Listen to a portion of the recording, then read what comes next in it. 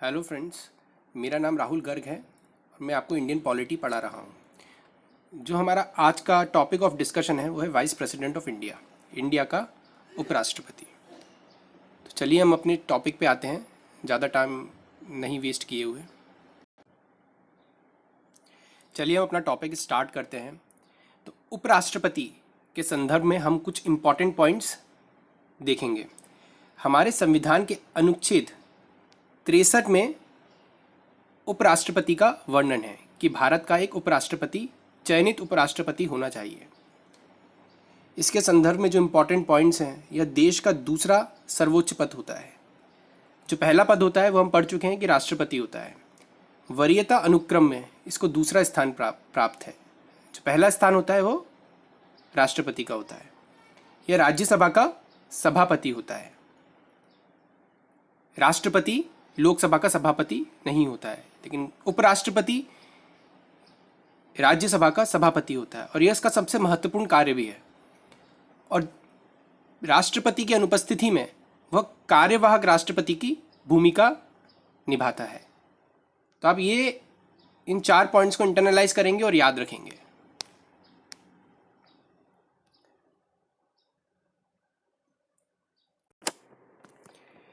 अब हम देखेंगे उपराष्ट्रपति की निर्वाचन प्रक्रिया। उपराष्ट्रपति की निर्वाचन प्रक्रिया के बारे में हमें अनुच्छेद 66 में इसका वर्णन मिलता है। अब इसके इम्पॉर्टेंट पॉइंट्स क्या होते हैं? सर्वप्रथम, ये भी इनडायरेक्ट इलेक्शन होता है। दूसरा, इसके निर्वाचन मंडल में संसद के दोनों सदनों के निर्वाचित और मनोनीत सदस्य आते हैं। इसमें राज्यों की कोई भूमिका नहीं होती है, डायरेक्टली पार्टिसिपेशन नहीं होता है राज्यों का। संसद के दोनों सदनों के निर्वाचित और मनोनीत दोनों सदस्य आते हैं, जो कि राष्ट्रपति के निर्वाचन में नहीं आते हैं। तो इसके निर्वाचन मंडल में संसद के दोनों सदनों के निर्वाचित और मनोनीत दोनों सदस्य आते हैं। यह पॉइंट आप याद रखेंगे। और थर्ड इंपॉर्टेंट पॉइंट है कि इसका निर्वाचन भी आनुपातिक प्रतिनिधित्व, एकल संक्रमण मत और गुप्त मतदान के द्वारा होता है। इस संदर्भ में हमें ध्यान रखना चाहिए कि उपराष्ट्रपति का राज्यों के संदर्भ में इतना कोई महत्वपूर्ण रोल होता नहीं है, इसलिए राज्यों को उसकी निर्वाचन प्रक्रिया में शामिल करना एक तो बहुत कॉस्टली भी होता है और बहुत टाइम कंज्यूमिंग भी होता है। इसलिए उपराष्ट्रपति की निर्वाचन प्रक्रिया को बहुत सिंपल और साधारण रखा गया है।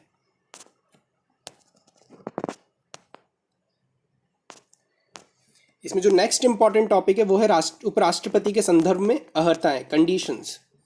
तो सर्वप्रथम वह भारत का नागरिक होना चाहिए। He should be a citizen of India. ये होना ही चाहिए, चाहे राष्ट्रपति हो, चाहे उपराष्ट्रपति हो, चाहे प्रधानमंत्री हो, सबको भारत का नागरिक तो होना ही चाहिए। जो आयु की जो सीमा दी है वो 35 वर्ष की दी है। 35 वर्ष से ज़्यादा या 35 वर्ष का होना चाहिए। राज्यसभा का सदस्य बनने के लिए आहिर्त हो, क्योंकि वो राज्यसभा का सभापति भी होता है, तो इसलिए वो राज्यसभा का सदस्य बनने के लिए आहिर्त होना चाहिए। किसी भी लाभ के पद पे नहीं होना चाहिए। सदन के किसी सदनों का सदस्य नहीं होना चाहिए। राज्यों के किसी लेजिस्लेचर का सदस्य नहीं होना चाहिए। लोकल एडमिनिस्ट्रेशन में भी नहीं होना चाहिए। और अगर ऐसा होता है तो जब से वो उपराष्ट्रपति चयनित होता है तब से उसकी वो पोजीशन वेकेंट मानी जाती है। जैसे वेंकैया नायडू, ये आपके सदन के सदस्य थे, पर उपराष्ट्रपति बनने के बाद इनकी वो पोजीशन वेकेंट हो गई।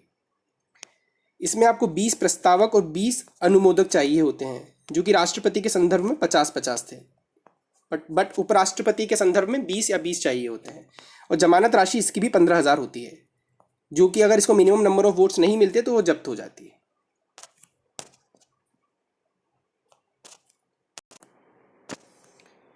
अब इसमें नेक्स्ट इंपॉर्टेंट जो टॉपिक है वो है शपथ या प्रतिज्ञान। शपथ जो बिलीवर्स होते हैं और जो एथिस्ट होते हैं, नॉन बिलीवर होते हैं, उनके लिए प्रतिज्ञान यूज होता है, अफर्मेशन। इसमें फर्स्ट इंपॉर्टेंट है कि संविधान के प्रति सच्ची श्रद्धा और निष्ठा रखूंगा। दूसरा इंपॉर्टेंट है अपने पद और कर्तव्यों का निर्वाह श्रद्धापूर्वक करूंगा, फेथफुली डिस्चार्ज करूंगा अपनी ड्यूटीज़ को। इंपॉर्टेंट पॉइंट्स हैं ये दोनों। राष्ट्रपति अथवा उसके द्वारा नियुक्त किसी व्यक्ति द्वारा उपराष्ट्रपति के पद की शपथ दिलाई जाती है। ये एक बहुत इंपॉर्टेंट पॉइंट है कि उपराष्ट्रपति को शपथ राष्ट्रपति या उसके द्वारा नियुक्त कोई व्यक्ति दिलाता है। इस पॉइंट को आप याद रखिए, ये प्रीलिम्स के पॉइंट ऑफ व्यू से बहुत इंपॉर्टेंट पॉइंट है। आपको पॉइंट आ सकता है कि उपराष्ट्रपति को शपथ कौन दिलाता है। इसमें ऑप्शंस हो सकते हैं राष्ट्रपति, महान न्यायवादी या चीफ जस्टिस, ऐसे आपके डिफरेंट ऑप्शंस हो सकते हैं। तो उसमें आपको राष्ट्रपति मार्क करना है। इसकी पदावधि क्या होती है, टर्म ऑफ ऑफिस क्या होता है, ये आपको आर्टिकल 67 में मिलता है। इसकी पदावधि 5 वर्ष होती है, 5 ईयर्स होती है, 5 वर्ष होती है, जो नॉर्मली हमारे इंडियन डेमोक्रेटिक सिस्टम में 5 वर्ष की सीमा है ज़्यादातर पदों के लिए। अब पद रिक्तता, उपराष्ट्रपति का चुनाव किन किन कंडीशंस में खाली हो सकता है, ये राष्ट्रपति उपराष्ट्रपति की पोजीशन किन किन कंडीशंस में वेकेंट हो सकती है। तो इसमें फर्स्ट जो इंपॉर्टेंट पॉइंट है वो 5 वर्ष पूरे होने पर, उसका टर्म पूरा हो गया तो ऑब्वियसली उसको पोजीशन खाली करनी पड़ेगी। इसमें एक इंपॉर्टेंट पॉइंट है, अगर उसके 5 वर्ष पूरे होने के बाद कोई उपराष्ट्रपति नहीं आता तो एक्स्ट्रा 2 मंथ्स तक वो वाइस प्रेसिडेंट रह सकता है। उसके अंदर आपको चुनाव की प्रक्रिया को पूरा कराना होता है। इसमें दूसरा इंपॉर्टेंट पॉइंट है त्याग पत्र देने पर वो रेजिग्नेशन दे सकता है, और उपराष्ट्रपति अपना रेजिग्नेशन किसको देता है, राष्ट्रपति को देता है। यह इंपॉर्टेंट पॉइंट है, यह हमें मेमोराइज करना चाहिए। जो उपराष्ट्रपति होता है ये अपना रेजिग्नेशन लेटर राष्ट्रपति को देता है। इसमें जो थर्ड इंपॉर्टेंट पॉइंट है वो है बर्खास्त करने पर। उपराष्ट्रपति के लिए किसी महाभियोग प्रक्रिया का वर्णन नहीं है हमारे संविधान में। एक सिंपल सी प्रोसेस है कि राज्यसभा एक संकल्प पारित कर सकती है जिसको प्रभावी बहुमत से पास कराना होता है।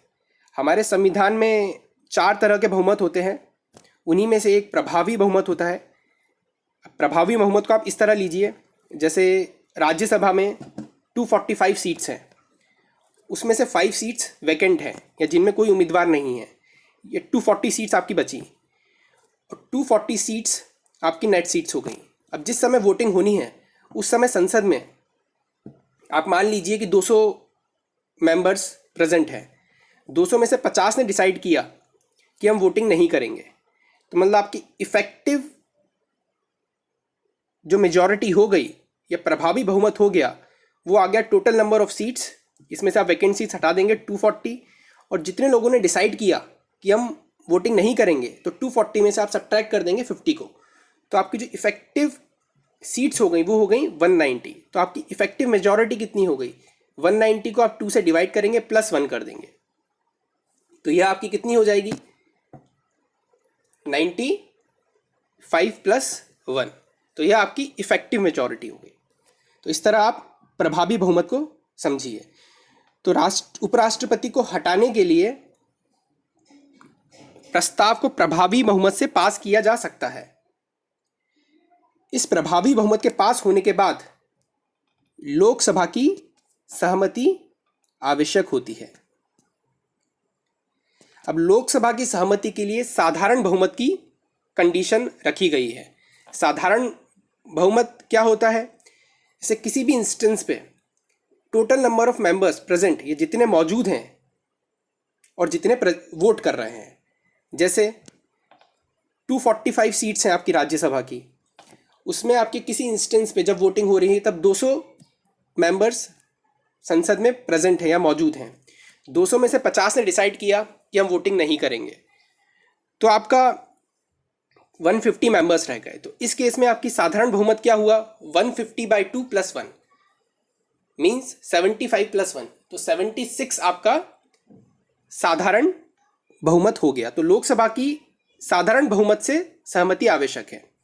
लेकिन इस प्रक्रिया में उपराष्ट्रपति को भी कुछ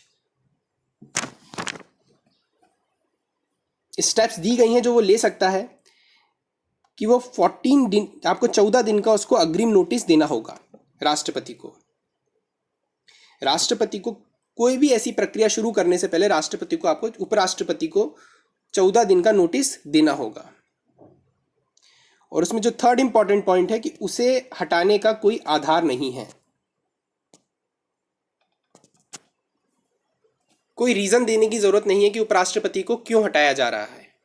जो राष्ट्रपति के केस में राष्ट्रपति अपना प्रेजेंटर भी नियुक्त कर सकता है जो उसको रिप्रेजेंट करेगा, वो कानूनी सुनवाई भी कर सकता है। तो यह सुविधाएं उपराष्ट्रपति को नहीं दी गई हैं। और एक जो पॉइंट्स है वो है उसकी मृत्यु पर। अगर उपराष्ट्रपति की डेथ हो जाती है तो निश्चित तौर पे उसका ऑफिस वैकेंट हो जाएगा। यह सेम है उपराष्ट्रपति से चुनाव से संबंधित भी। अगर कोई शंका होती है, कोई विवाद होता है, तो उस केस में भी उस चीज़ की जो निष्कर्ष होता है या उसका जो निराकरण होता है वो उच्चतम न्यायालय ही करता है। यह सेम है राष्ट्रपति और उपराष्ट्रपति दोनों के लिए। कोई भी डाउट आता है, शंका आती है, विवाद आता है उपराष्ट्रपति के चुनाव से लेके, तो इसको उच्चतम न्यायालय देखता है। तो हम ऐसा कह सकते हैं कि उपराष्ट्रपति को उच्चतम न्यायालय द्वारा भी हटाया जा सकता है अगर उसको उसके इलेक्शन प्रोसेस में कुछ शंका दिखती है, कोई विवाद दिखता है, कोई अनडेमोक्रेटिक मीन्स दिखता है। तो हम एक पॉइंट ऐड कर सकते हैं, कभी हमें ज़रूरत पड़े फोल्डर पॉइंट या मेंस में मुख्य परीक्षा में हम कुछ भूल गए तो हम डाल सकते हैं कि उच्चतम न्यायालय भी राष्ट्रपति को हटा सकता है अगर उसको उसके इलेक्शन प्रोसेस में कुछ डिस्प्यूट दिखता है, कुछ शंका दिखती है, कुछ विवाद दिखता है। तो इस पॉइंट को आप मेमोराइज कर सकते हैं।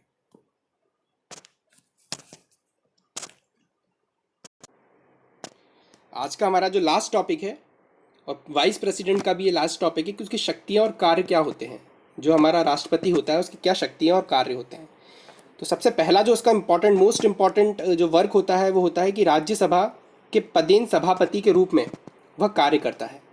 वह राज्यसभा का सभापति होता है और जब वो उस पोजीशन को नहीं डिस्चार्ज कर रहा होता है या जब वो राष्ट्रपति के पद पे होता है, कार्यवाहक राष्ट्रपति के रूप में, तो जो डिप्यूटी होता है, जो डिप्यूटी सभापति होता है, वो उसके पद को फुलफिल करता है या वो उसके स्थान पे, उसके पद पे रहता है।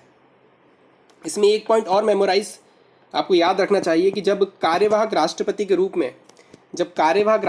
रूप में उपराष्ट्रपति कार्य करता है तो उसको सारे प्रेरोगेटिव्स, विशेष अधिकार राष्ट्रपति के प्राप्त होते हैं।